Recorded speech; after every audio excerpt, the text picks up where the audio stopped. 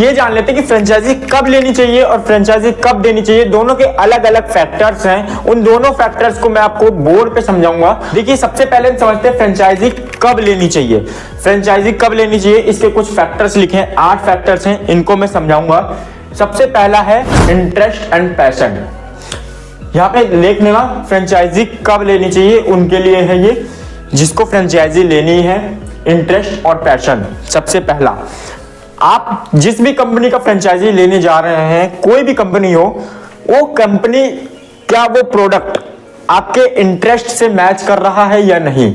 जैसे कि मान लीजिए आपका इंटरेस्ट है फूड की इंडस्ट्री में, आप फ्रेंचाइजी पसंद कर रहे हैं ऑयल के इंडस्ट्री की या रियल एस्टेट की इंडस्ट्री की, तो वो आपका इंटरेस्ट और पैशन बिल्कुल अलग हो जाएगा फ्रेंचाइजी से।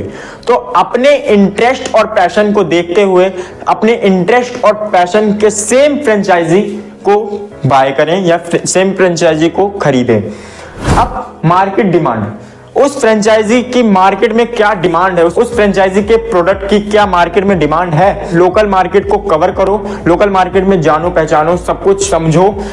इन्वेस्टमेंट कैपेबिलिटी, इस पे सबसे ज्यादा ध्यान देना। आप जब भी फ्रेंचाइजी लेंगे तो आपको इनिशियली इन्वेस्टमेंट की जरूरत पड़ेगी। अगर आप फ्रेंचाइजी लेना चाह रहे हैं तो आपके पास फाइनेंशियल स्टेबिलिटी होनी चाहिए। सपोर्ट सिस्टम, जिस भी कंपनी की आप फ्रेंचाइजी लेने चाह रहे हैं, क्या वो कंपनी अपने फ्रेंचाइजी को सपोर्ट करता है, ऑनगोइंग सपोर्ट करता है कि अगर आपको कुछ भी प्रॉब्लम हो तो तुरंत आपको सपोर्ट मिल जाए। अगर आप बिना सपोर्ट सिस्टम के फ्रेंचाइजी को लोगे, बिजनेस में सक्सेसफुल आपके लिए बहुत ही चैलेंजिंग हो जाएगा। पांचवा क्या है कि ब्रांड रिप्यूटेशन।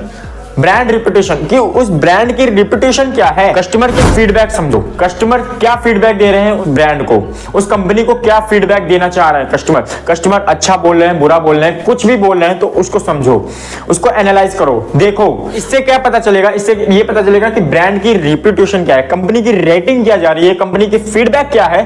फ्रेंचाइजी एग्रीमेंट, अगर आप फ्रेंचाइजी एग्रीमेंट कर रहे हो तो उसकी टर्म्स कंडीशन, उसके फाइनेंशियल जो भी चीज है उसको समझो, फाइनेंशियल तरीके से उसको एनालाइज करो, इन्वेस्टमेंट प्रोसेस को समझो, फिर उसके बाद एग्रीमेंट को साइन करो। लोकेशन सर क्या है कि आप जिस भी एरिया में फ्रेंचाइजी लेना चाह, क्या उस एरिया में उस प्रोडक्ट की डिमांड है, एनालाइज करिए कि मार्केट में वो प्रोडक्ट की डिमांड है या नहीं है। और लॉन्ग टर्म गोल्स, जिस भी बिजनेस में आप इन्वेस्टमेंट करना चाह रहे हैं, फ्रेंचाइजी लेना चाह रहे हैं, उससे आपका फ्यूचर जो है अलाइन होना चाहिए, फ्यूचर प्लान्स आपका अलाइन होना चाहिए। अब हम समझते हैं कि फ्रेंचाइजी कब देनी चाहिए। ये था फ्रेंचाइजी कब लेना चाहिए और ये है फ्रेंचाइजी कब देना चाहिए। बिजनेस में ऐसा क्या करें ताकि लोग हमारी फ्रेंचाइजी को खरीदें। सबसे पहले प्रूवन बिजनेस मॉडल, आप एंश्योर रहें कि आपका बिजनेस मॉडल बिल्कुल सक्सेसफुल है, और अगर ये बिजनेस लॉस में भी चला गया तो भी ये दोबारा प्रॉफिट में हो जाएगा।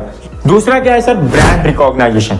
आप अपने ब्रांड को इतना स्ट्रांग बनाइए कि ताकि आपकी जो फ्रेंचाइजी कोई ले तो उसको भी सबसे ज्यादा आपकी वजह से बेनिफिट मिले।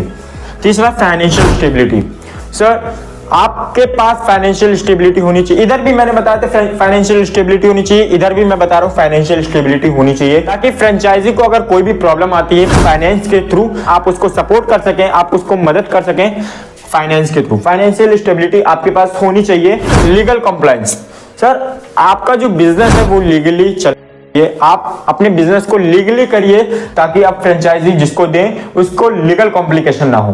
ट्रेनिंग एंड सपोर्ट सिस्टम, अपने ट्रेनिंग एंड सपोर्ट सिस्टम को इतना स्ट्रांग बनाइए ताकि अगर कोई फ्रेंचाइजर फ्रेंचाइजी के थ्रू ट्रेनिंग मांगे उसको गाइड और असिस्ट कर सके। मार्केट रिसर्च, अपने प्रोडक्ट की जानकारी रखें कि आपके प्रोडक्ट की डिमांड किस किस एरिया में है, वहीं पे आप ज्यादा प्रॉफिट कर पाओगे, तो अपने मार्केट को रिसर्च करिए। डॉक्यूमेंट प्रोसेस, सर अपने बिजनेस को डॉक्यूमेंट प्रोसेस करिए ताकि जो फ्रेंचाइजी ले उसको भी कोई प्रॉब्लम ना हो, उसके साथ फ्रेंचाइजी शेयर करने में आपको भी प्रॉब्लम ना हो। अब हम ये समझ रहे थे फ्रेंचाइजी से क्या नुकसान होते हैं। देखिए सबसे पहली चीज, अगर आप अपने इंटरेस्ट और पैशन के अपोजिट फ्रेंचाइजी लोगे, मान लीजिए आपका इंटरेस्ट और पैशन क्या कर रहा है फूड की इंडस्ट्री में, आप ले लो ऑयल, पेट्रोल, रियल एस्टेट में इन्वेस्टमेंट कर दो।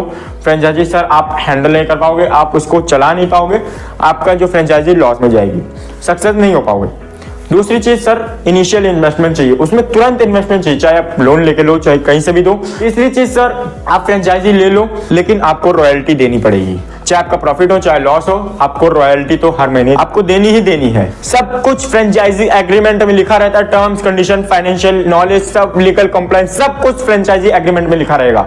उसको पढ़ के समझ के तभी साइन करिए। आई होप गाइस आपको इंफॉर्मेटिव वीडियो काफी पसंद आई होगी। अगर ये वीडियो पसंद आई तो वीडियो को लाइक कर देना और हो सके तो वीडियो को ज्यादा से ज्यादा शेयर कर देना। तो चलिए गाइस मिलते हैं नेक्स्ट वीडियो में, तब तक के लिए जय हिंद।